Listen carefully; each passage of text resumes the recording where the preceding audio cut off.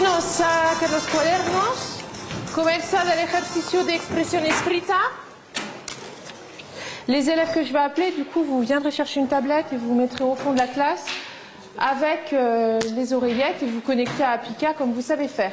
Alors, j'ai été formée au mois de mai.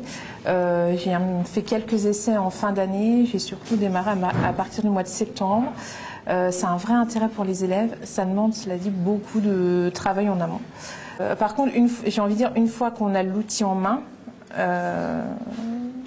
il est assez facile d'utilisation. Alors, vous allez entendre des mots et vous devez répéter ces mots. Pour que ça fonctionne, vous appuyez sur le bouton vert tout à droite. Vous entendez le mot, vous répétez. Vous entendez le mot, vous répétez. Vous n'avez pas besoin de faire pause.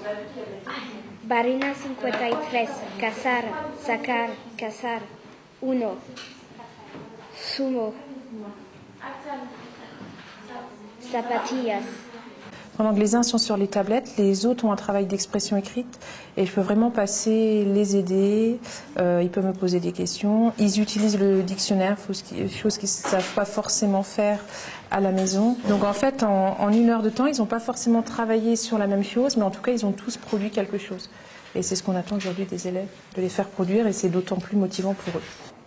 Me cepillarse los dientes a las 7:20.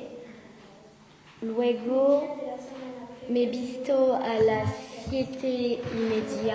En l'espace d'1 heure, je peux faire ce qu'on faisait en 2 ou 3 heures avant. Une fois que l'exercice est fait, vous faites pause. Vous pouvez vous réécouter. Si vous jugez que le travail est correct, que vous avez prononcé correctement, dans ce cas-là, vous me faites envoyer.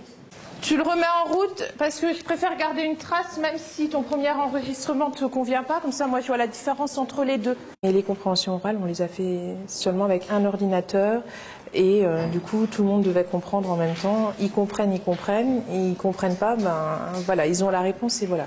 Il y a ceux qui participent, ceux qui participent moins et ils ne travaillent pas non plus de la même façon. Là, forcément, ils travaillent tous à leur rythme et ils travaillent tous.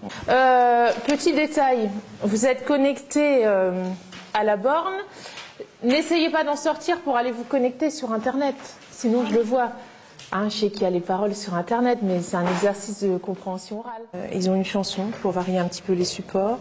Ils ont une chanson où les points de grammaire qu'on a vus dans la séquence sont abordés, notamment le futur, le présent du subjonctif.